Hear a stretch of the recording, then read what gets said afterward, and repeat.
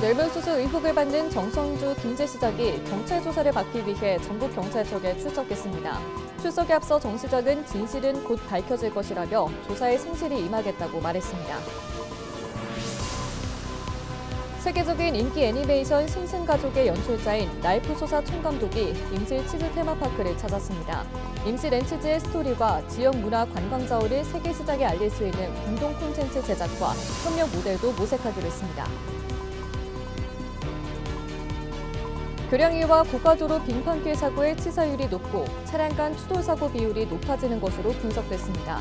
빙판길 교통사고 치사율은 마른路面 평균 치사율 1.3과 비교하면 4배 수준입니다. 교제폭력을 피해 숨은 여자친구를 건물에서 떨어뜨려 숨지게 한 30대가 항소심에서도 실형을 선고받았습니다. 재판부는 형을 가볍게 변경할 사정이 없어 보인다며 항소 기각 사유를 밝혔습니다.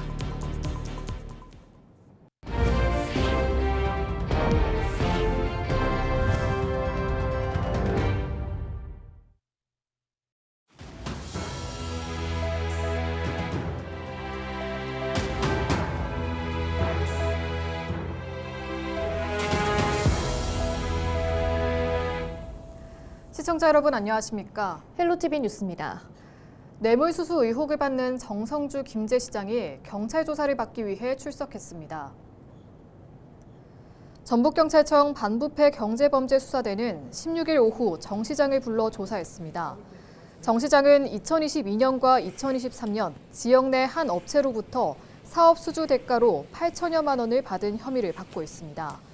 출석에 앞서 정 시장은 진실은 곧 밝혀질 거라고 생각한다며 조사에 성실히 임하겠다고 말했습니다.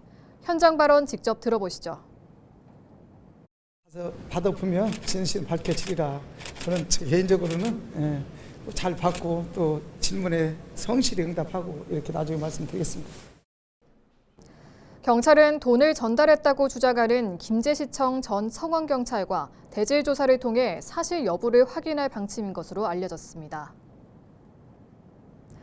세계적인 인기 애니메이션 심슨 가족의 연출자인 랄프 소사 총감독이 임실 치즈 테마파크를 찾았습니다. 임실엔 치즈의 스토리와 지역 문화 관광 자원을 세계 시장에 알릴 수 있는 공동 콘텐츠 제작과 협력 모델도 모색하기로 했습니다. 김남우 기자의 보도입니다. 폭스 방송사에서 방영하는 미국의 시트콤 애니메이션 심슨 가족 주인공 모습입니다. 1989년 데뷔한 이래로 현재까지 방영되고 있는 이 애니메이션의 총감독인 랄프 소사가 임실 치즈 테마파크를 방문했습니다.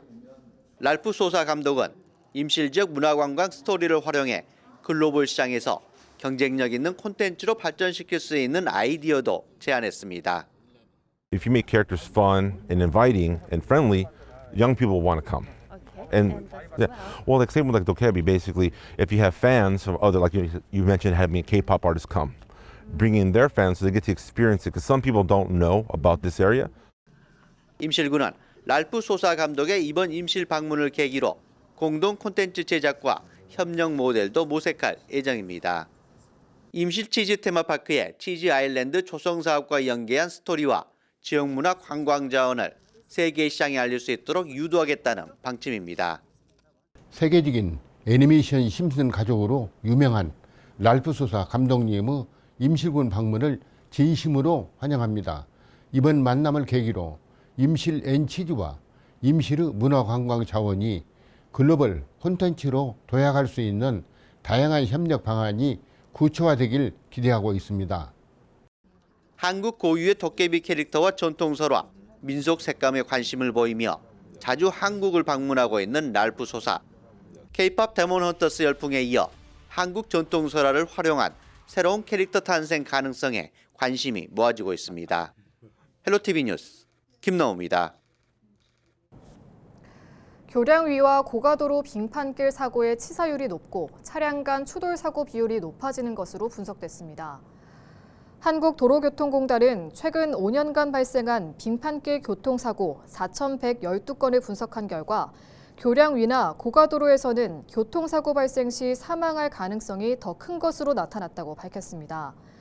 빙판길 교통사고 치사율은 고가도로가 4.8, 교량위 5.9로 전체 빙판길 교통사고 치사율 2.0에 2.4에서 3배이며 마른 노면 평균 치사율 2.3과 비교하면 4배 수준입니다. 교제폭력을 피해 숨은 여자친구를 건물에서 떨어뜨려 숨지게 한 30대가 항소심에서도 실형을 선고받았습니다. 전주지법은 폭행치사와 사계 등 혐의로 기소된 33살 A씨의 항소심에서 검사와 피고인의 항소를 기각하고 징역 4년을 선고한 원심을 유지했습니다. 항소심 재판부는 피해자가 사망하는 중대한 결과가 발생했으므로 형을 가볍게 변경할 사정이 없어 보인다며 항소 기각 사유를 밝혔습니다. A씨는 2023년 1월 6일 밤 10시쯤 전주시의 한 빌라 4층에서 여자친구인 33살 B씨를 떨어뜨려 숨지게 한 혐의로 기소됐습니다. 내년 6.3 지방선거가 이제 6개월도 채 남지 않았습니다. 보통 180일 전부터 공직선거법에 따라 선거에 영향을 미치는 일정한 행위가 제한 또는 금지되는데요. 위법 사례도 자주 발생했던 만큼 주의해야겠습니다. 단속도 강화됩니다. 김수정 기자가 취재했습니다. 지난달 경남의 한 지방의회 의원 A씨, 선거구민과 그 지인 등 11명에게 16만 원 상당의 음식물을 제공했습니다. 경남 선거관리위원회는 A씨를 공직선거법을 위반했다며 검찰에 고발했습니다. 지난해 제22대 국회의원 선거를 앞둔 1월, 경남의 입 후보 예정자 B씨는 측근들과 불법 선거운동 조직인 한 연구소를 만들었습니다. 또 그 조직의 송년회 행사에 참석한 선거구민에게 회비를 초과해 식사와 상품권을 제공했습니다. 경남 선관위는 창원지검에 B씨를 고발 조치했습니다. 중대 선거범죄에 해당하는 이 정치인의 기부 행위는 선거와 상관없이 상시 제한됩니다. 특히 내년 지방선거를 앞두고 이 선관위가 단속을 강화합니다. 지방자치단체장과 교육감은 지자체의 활동 상황을 알리기 위한 홍보물을 발행하거나 배부, 방송할 수 없습니다. 연가나 점심시간에 사적 행사에 가도 되지만 지각이나 외출, 조퇴를 신청해 공공기관이 아닌 단체가 주최하는 행사에 근무시간 중 참석하면 안 됩니다. 출마 예정자가 명함을 나눠주는 건 지금부터 가능합니다. 예비후보자 등록 신청일인 내년 2월 전까지 자신의 명함을 직접 나눠줄 수 있습니다. 다만 선박이나 열차, 항공기, 또 터미널이나 종교시설에서 명함을 나눠주며 지지를 호소하면 안 됩니다. 이러한 위원회의 활동에도 불구하고 위법 행위 발생 시에는 과학적 조사 기법 등을 적극 활용하여 엄중 조치할 방침입니다. 공직선거법에 대해 궁금한 부분이나 위법 행위가 의심된다면 전국 어디서나 1390번으로 전화하면 됩니다. 헬로티비 뉴스 김수정입니다. 조국혁신당과 진보당 전북도당이 내년 지방선거를 앞두고 전북 지역에서 제기된 여론조사 조작 의혹에 대한 수사를 촉구했습니다. 정도상 조국혁신당 전북도당 위원장과 전권휘 진보당 전북도당 위원장 등은 16일 전북특별자치도 의회에서 공동 기자회견을 가졌습니다. 이들은 최근 일부 언론을 통해 감소 추세였던 일부 지역의 안심번호가 단기간에 수천 개씩 급증했다는 사실이 보도됐다고 밝혔습니다. 또 인터넷 기반 방식으로 수만 개에 이르는 불법 안심번호와 이른바 대포폰이 전북에 유입됐을 가능성이 제기됐다며 선거관리위원회와 사법당국에 전면적인 전수조사와 수사를 주문했습니다. 정읍과 고창을 지역구로 둔 더불어민주당 윤중병 국회의원이 당내에서 뽑은 국정감사 우수 의원으로 뽑혔습니다. 윤 의원은 농림축산식품해양수산위원회 간사로서 윤석열 정부의 농정 실패를 지적하고 이재명 정부의 농정 방향을 제시하는 등 정책 국감을 이끌었다는 평가를 받았습니다. 김제와 부안, 군산 대야와 회현을 지역구로 둔 같은 당 이원택 국회의원도 국감 우수 의원에 선정돼 6년 연속 수상의 기록을 세웠습니다. 이 의원은 신동진벼 종자 보급 중단 철회와 새만금 농생명 용지 조성, 주요 기관 전북 이전과 같은 지역 현안을 집중적으로 챙겼다는 평가입니다. 캄보디아 범죄 조직의 청년들을 넘긴 30대가 법정에서 혐의를 인정했습니다. 전주지법 심리로 열린 34살 A씨와 28살 B씨의 국외이송 약취 유인 사건 첫 공판에서 A씨의 변호인은 혐의를 모두 인정한다고 말했습니다. A씨는 지난해 12월과 올해 1월 20대 내국인 피해자 2명을 캄보디아 전화금융사기 조직에 인계한 혐의로 기소됐습니다. 남원시 금동의 기부천사로 불리며 90세를 앞둔 할머니가 10년째 폐지리부와 이웃돕기 성급을 기탁하고 있습니다. 남원시는 금동에 사는 89살 김길남 할머니가 어려운 이웃을 위해 사용해달라며 성금 101만 5천 원을 맡겼다고 16일 밝혔습니다. 김 할머니의 선행은 지난 2016년부터 시작해 한 해도 거르지 않고 10년째 이어지고 있습니다. 김 할머니의 기부금은 폐지리부와 판매한 것으로 그 의미를 더하고 있습니다.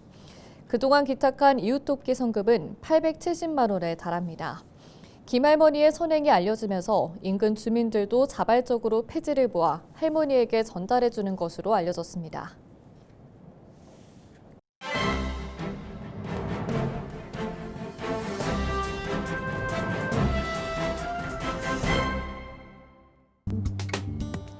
전북일보 기사입니다. 이재명 대통령이 새만금 사업을 두고 희망 고문을 끝내야 한다며 기존 개발 방식의 실현 가능성에 문제를 제기한 가운데 김의겸 새만금 개발청장이 완공 목표 연도 조정과 사업 구조 전환을 공식화했다는 내용인데요. 민자 중심 매립의 한계를 인정하고 재정 공공이 주도하는 현실적인 사업에 집중해 새만금 기본 계획을 전면 재검토하겠다고 합니다. 김의겸 새만금 개발청장은 15일 전북특별자치도청에서 기자회견을 열고 2050년으로 설정된 완공 목표 연도를 앞당기겠다며 30년 넘게 이어진 희망 고문을 끝내고 도민이 체감할 수 있는 성과를 먼저 만들어야 한다는 대통령의 문제의식에 공감한다고 말했다고 합니다. 현실적인 사업을 우선 추진해 속도를 내겠다고 덧붙였다고도 하는데요. 이날 김 청장은 새만금 매립 계획의 근본적인 재검토를 예고했다고 하는데 기본 계획상 매립 면적은 291제곱킬로미터인데 과연 이 면적이 모두 필요한지 용지별로 실현 가능성을 따져볼 것이라며 매립이 꼭 필요한 곳과 그렇지 않은 곳을 구분해 과감히 생략할 부분은 생략하겠다고 말했다는 겁니다. 수면을 유지한 채 수상 태양광을 설치하는 에너지 용지 구상도 매립 최소화를 위한 대안으로 제시됐다고 합니다. 지금까지 신문 브리핑이었습니다.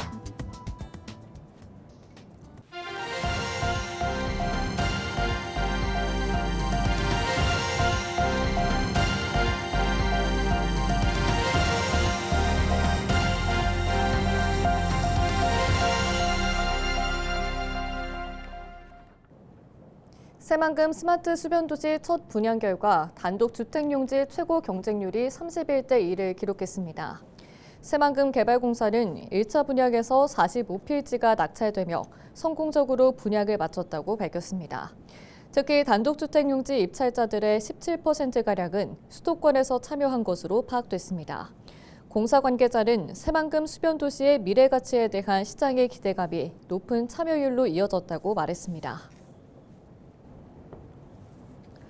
전북특별자치도와 도내 10개 대학이 국가 균형 발전과 지역 인재 육성을 위해 손을 맞잡았습니다.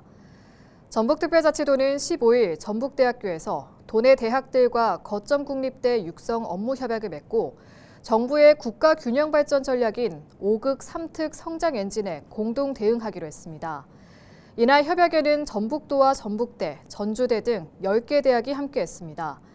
전북도와 대학들은 앞으로 특성화 연구대학 구축과 지역산업 연계 취창업 생태계 조성 등을 위해 각 분야에서 실무 협의체를 구성하고 사업 전 과정을 함께 수행하기로 했습니다. 전북대학교 재직 56명의 연구자가 세계 상위 2% 연구자에 선정됐습니다. 전북대는 미국 스탠퍼드 대학교와 글로벌 출판사 엘스비어가 공동 발표한 세계 상위 2% 연구자에 전북대 본교 재직자가 상당수 포함됐다고 12일 밝혔습니다.